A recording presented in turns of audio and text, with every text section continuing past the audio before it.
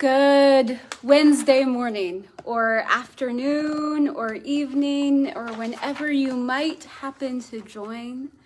For those that I don't know, I'm Reverend Jennifer Finley, our Momentum and Discipleship pastor here at First United Methodist Church in Kirksville. And today I'm coming to you from one of my favorite spots in the church. I don't know if you can see behind me, but there is a real live fireplace back here, and it is a chilly gray day here in Kirksville, and sometimes it's just nice to take a moment and sit by the fire. And today I am grateful for the chance to sit by the fire with you and to pause in the middle of our week and to wonder together about our faith and where God is meeting us. And today, as I'm doing that, as we are in these very early days of a new year, I am thinking a little bit about calendars.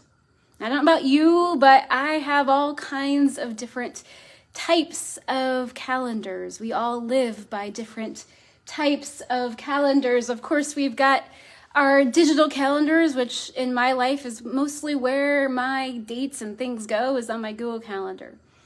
But then there's also the other types of calendars we live by, not just the dates on a planner, but there's also the rhythms of other things in our lives. This is my folder that has some important dates for the upcoming year for the church calendar, and some of my notes about what my own hopes and dreams would be for as we think together about what a new calendar year brings in our church life. But we also know that our church calendars, our liturgical seasons, our seasons of worship, don't run on that same calendar year. Our liturgical year starts in November, as we enter into Advent together. That is our new year. And those of you who know me well know that I'm a little bit of a nerd in that regard. And a good friend gave me a new sticker. I don't know where it's going to land yet, but if you can see this, it'll be backwards. But it gives me a circle. And it lists the different seasons of the church year. It lists Advent as where we start, and then Christmas, and then Epiphany, which in our church cycle is going to be observed this coming Sunday. And then we have a season after Epiphany, and then we end up in a time of Lent and preparation for Easter, and then we have Pentecost, and then we have this big long season after Pentecost, and then we come back to Advent, and so it goes in a circle. And it's one of the calendars that shapes my own life quite a bit, but also shapes our life together with God. But then, of course, there are other calendars. This one is one I don't use very often because it's a paper planner, and I usually do things online, but it's got specific dates in the United Methodist life together that I want to pay attention to. And then I've got some planning stuff happening, thinking about a new semester coming up in the campus ministry life cycles as we start a new year, a new semester together.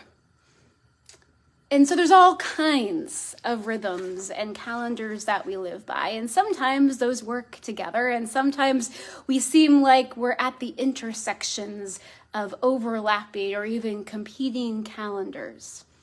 Because then there's also those unspoken ones in our own personal lives, not the ones that land on paper anywhere, but those unspoken rhythms, those unspoken hopes and dreams and timelines that we think, oh, by this point I'll do this, or by this point I'll do this.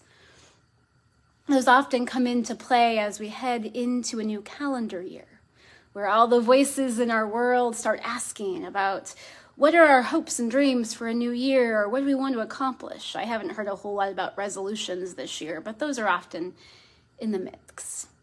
And so I'm wondering, with all of those different types of calendars, and with the complication that comes as we think about New Year's in all kinds of ways, where is God meeting us? Where is God meeting you?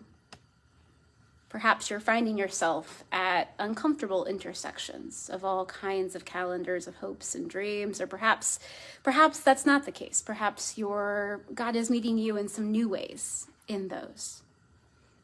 as I was thinking about where does God meet us in all of that, I had some time on New Year's morning after worship, and I picked up a book that I had read about this time last year, but it's the kind of book you can just dive into a little bit at a time. It's called Wintering by Catherine May, and it's got a chapter for each month, each season. And I picked this up, and God met me there, and so I thought I would share a little bit from this. She talks about a season in her life when she observed the Christmas and New Year's season in some slightly different ways. It was a challenging time in her own life. And she said, I make a new ritual for Christmas period this year. In those 12 days that I always struggle to feel meaningfully, it starts at the solstice and ends on New Year's Day. She was talking about the winter solstice just a few days before Christmas. She talked about how she gathered with some friends on that solstice, and she was living in a place where there was easy access to a beach. So they gathered on the beach and they built a small fire, and it was unseasonably warm so that they could gather outside. Nonetheless, the wind gust kept blowing out their fire, but they kept relighting it. She says, the tide is far out. Our children play at the edges of the beach, conspiring about the toys they will get, daring one another to believe in Father Christmas for one more year. We watch the sun, which is putting on a golden display before scattered gray clouds, dipping ever closer to the horizon. It's a popular spot for watching sunsets. And then she talks about, we watch the last peak of the sun circle disappear, and then the fire seems to burn brighter.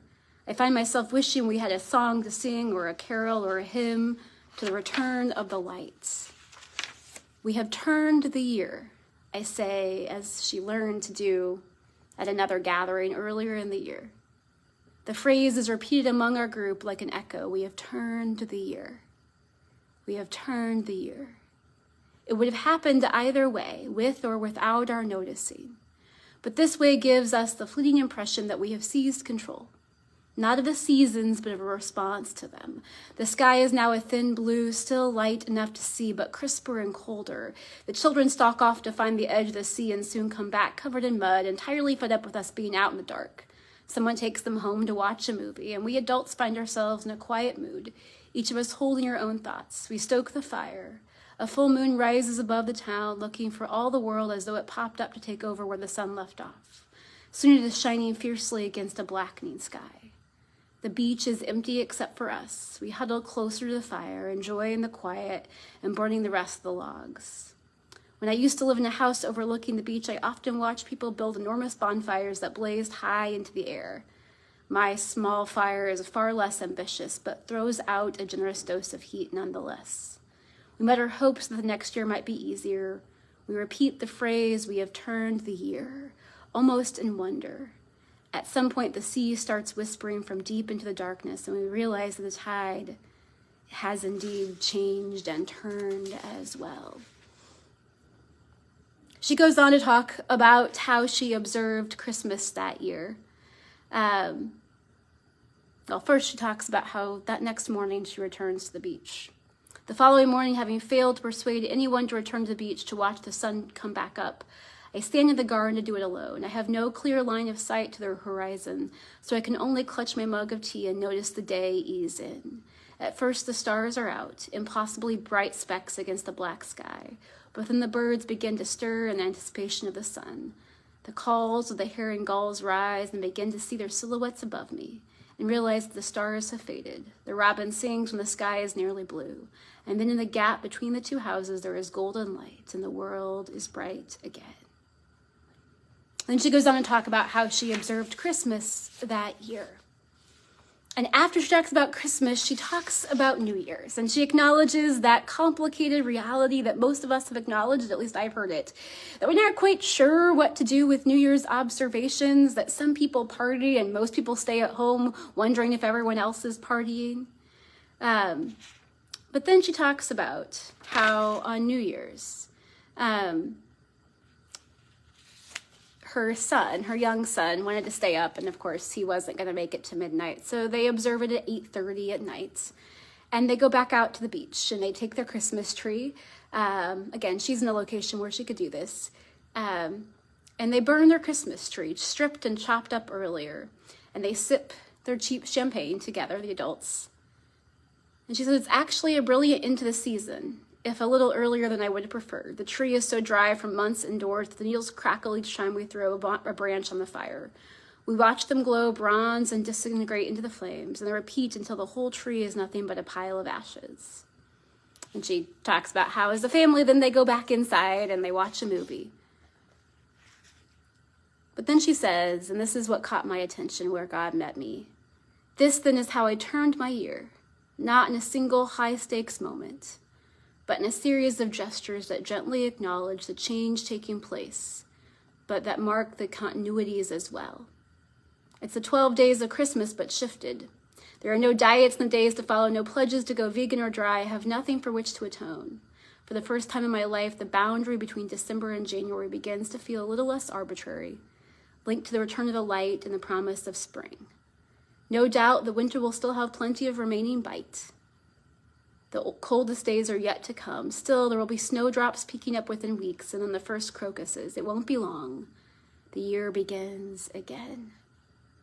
Friends, I heard some beautiful hope in those words, and this acknowledgement that it wasn't in one moment when they turned the year, but in a series of small gestures that acknowledge the change.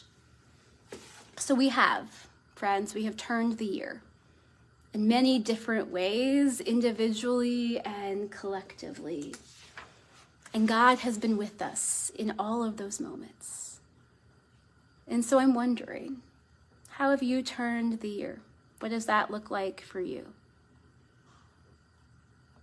And if you have answers to that, I'd invite you to share them with others, to share them with us. We'd love to be listening ears here at the church, or to put them in the comments. We've turned a year, and we know that there will be dark moments and moments of light and dawning in the months ahead. We also know that God is with us in all of that. And so I'd like to share, as we close, a liturgy, a prayer that is written by Padre Gatume. I've shared some of his prayers before. That acknowledges these rhythms, acknowledges where God shows up in them. It's a little bit long, but I'd like to share it. It's a liturgy for the morning and a liturgy for the evening or the night. On the first morning, God said, let there be birds, and God separated voice from voice, and in some voices God put a song. The song sang to the land and to the light on the land, and the people heard it. The morning had begun, the first morning, and God said it was good. And on the second morning, God said, there will be dreams from the night that will need the light of the morning. And so God put wisdom in the early hours, the second morning, and God said it was good. And on the third morning, God said, let there be a certain kind of light that can only be seen in the morning. And God created gold and dew and horizons and hills in the distance and faces that look different in the light of morning and things that look different in the light of morning, the third morning. And God said it was good. And on the fourth morning, God said, sometimes the day will be long. Let there be warmth in the morning. Let people sleep for some mornings, and let the rest of the morning be good. The fourth morning, and God said it was good. And on the fifth morning, God said, there will be people who will rise early every morning, whose day will begin in the night. By the light of the moon and stars, they will see the sun rise, those early risers.